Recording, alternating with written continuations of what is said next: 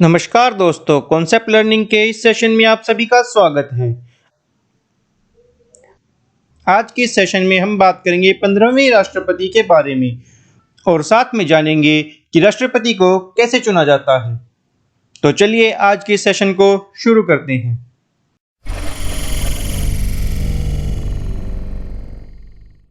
द्रौपदी मुर्मू का जन्म 20 जून 1958 को उड़ीसा के मयूरभंज जिले के बेदापोसी गांव के एक संथाल परिवार में हुआ। इन्होंने अपने राजनीतिक जीवन की शुरुआत 1997 में रायरगंजपुर नगर परिषद के चुनाव जीतकर की। 2000 और 2004 के बीच द्रौपदी ओडिशा के वाणिज्य, परिवहन और बाद में मत्स्य और पशु संसाधन विभाग की मंत्री बनी। 2015 में इन्हें झारखंड की 9वीं राज्यपाल बनाया गया। ये झारखंड की राज्यपाल बनने वाली पहली महिला बनी और साथ ही किसी भी भारतीय राज्य की पहली आदिवासी महिला गवर्नर बनी। 24 जून 2022 को द्रौपदी ने राष्ट्रपति के चुनाव के लिए अपना नामांकन किया, जिसका अनुमोदन प्रधानमंत्री नरेंद्र मोदी और राजनाथ सिंह ने किया। 18 जुलाई 2022 को हुए प्रेसिडेंशियल इलेक्शन को जीतने के बाद द्रौपदी मुर्मू देश की पहली आदिवासी समुदाय से बिलोंग करने वाली राष्ट्रपति बनी और साथ ही ये प्रतिभा पाटिल के बाद दूसरी महिला प्रेसिडेंट बनी। 25 जुलाई को भारत के चीफ जस्टिस एन.वी. रमन ने इन्हें राष्ट्रपति की शपथ दिलवाई। मैं द्रौपदी मुर्मू ईश्वर की शपथ लेती हूँ कि मैं श्रद्धापूर्वक भारत के राष्ट्रपति के पद का कार्यपालन करूंगी तथा अपनी पूरी योग्यता से संविधान और विधि का परिरक्षण, संरक्षण और प्रतिरक्षण करूंगी और मैं भारत की जनता की सेवा और कल्याण में निरत रहूंगी। राष्ट्रपति का उल्लेख हमारे संविधान के आर्टिकल 52 में किया गया है। राष्ट्रपति भारत के एग्जीक्यूटिव हेड होते हैं और भारत के प्रथम नागरिक भी कहलाते हैं। भारत में सभी लॉज, एक्ट्स राष्ट्रपति के नाम से ही लागू किए जाते हैं। साथ ही राष्ट्रपति भारत के तीनों डिफेंस फोर्सेस के हेड होते हैं। भारत का नागरिक जो कम से कम 35 वर्ष की आयु का हो और लोकसभा सदस्य बनने के योग्य हो, जो सेंटर या स्टेट गवर्नमेंट के अंडर किसी भी ऑफिस ऑफ प्रॉफिट को होल्ड नहीं करता हो, भारतीय संविधान के आर्टिकल 58 के अनुसार राष्ट्रपति बनने के योग्य है। राष्ट्रपति को शपथ भारत के चीफ जस्टिस यानी प्रधान न्यायाधीश दिलाते हैं। इसका उल्लेख संविधान के आर्टिकल 60 में है। तो चलिए अब जानते हैं कि राष्ट्रपति का चुनाव कैसे किया जाता है। राष्ट्रपति के चुनाव की जानकारी संविधान के आर्टिकल 54 में दी गई है। राष्ट्रपति का चुनाव अप्रत्यक्ष चुनाव यानी इनडायरेक्ट इलेक्शन होता है और इसे election commission of India conduct करवाता है, जिसमें भारत की जनता वोट नहीं करती बल्कि जनता द्वारा चुने गए प्रतिनिधि वोट करते हैं, जिसे इलेक्टोरल कॉलेज कहा जाता है।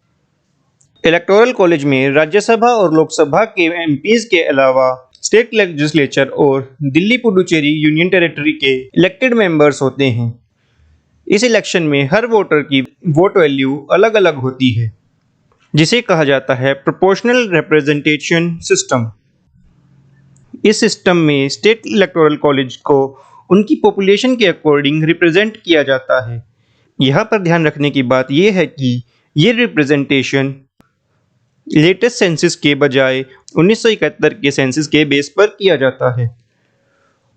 वोटिंग सिंगल ट्रांसफरेबल वोट के जरिए सीक्रेट बैलेट पेपर द्वारा की जाती है, जिसमें वोटर अपनी प्रेफरेंस भरते हैं, यानी वोटर किसी एक कैंडिडेट को वोट नहीं देते बल्कि सभी कैंडिडेट्स के लिए अपनी प्रेफरेंसेस इंडिकेट करते हैं और इन्हीं प्रेफरेंसेस के बेस पर रिजल्ट डिक्लेयर किया जाता है। जब कोई कैंडिडेट 50% से ज़्यादा फर्स्ट प्रेफरेंस वोट्स ले लेता है तो उसे इलेक्शन का विनर डिक्लेयर कर दिया जाता है।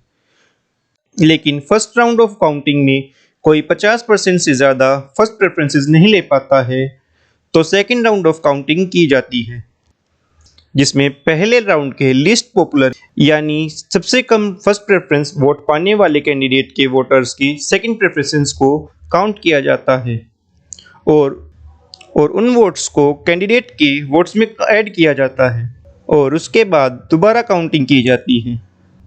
आप लोग कमेंट बॉक्स में लिखकर बताइए कि आज तक कितनी बार प्रेसिडेंशियल इलेक्शन में सेकंड राउंड ऑफ काउंटिंग की गई है और सेकंड राउंड ऑफ काउंटिंग के बाद कौन कौन प्रेसिडेंट चुने गए हैं। ये तो हुई वोटिंग और काउंटिंग की बात। अब जानते हैं कि कोई व्यक्ति प्रेसिडेंशियल इलेक्शन में कैसे खड़ा हो सकता है। ऐसा नहीं है कि हर वो व्यक्ति जो क्वालिफाइड हो इलेक्शन में कैंडिडेट बन सकता है। सबसे पहले एक व्यक्ति का नॉमिनेशन कम से कम 50 इलेक्टर्स के द्वारा किया जाता है और ये नॉमिनेशन अन्य 50 इलेक्टर्स के द्वारा वेरीफाई किया जाता है। इस नॉमिनेशन को एक प्रिजाइडिंग ऑफिसर चेक करता है। प्रेसिडेंशियल इलेक्शन में प्रिसाइडिंग ऑफिसर लोकसभा और राज्यसभा के सेक्रेटरी जनरल होते हैं। एक इलेक्शन में अगर लोकसभा के सेक्रेटरी जनरल प्रिजाइडिंग ऑफिसर हैं तो अगले इलेक्शन में ये रिस्पॉन्सिबिलिटी राज्यसभा के सेक्रेटरी जनरल को मिलेगी। इलेक्शंस में किसी भी तरह के डिस्प्यूट्स को सुप्रीम कोर्ट हैंडल करता है और सुप्रीम कोर्ट का फैसला आखिरी और मान्य रहता है, यानी इलेक्शन के वैलिडेशन पर फैसला सुप्रीम कोर्ट का होता है। दोस्तों, आज के सेशन में इतना ही। प्रेसिडेंट की पावर्स, वर्किंग और उसकी इम्पीचमेंट हम अगले सेशन में पढ़ेंगे। अगर आपको ये सेशन अच्छा लगा तो सेशन को लाइक ज़रूर करिएगा और अगर अभी तक आपने इस चैनल को सब्सक्राइब नहीं किया है तो सब्सक्राइब बटन को प्रेस कीजिए। आपको यहाँ डेली करंट अफेयर्स और exam oriented questions daily basis पर मिलेंगी। तो मिलते हैं अगले सेशन में।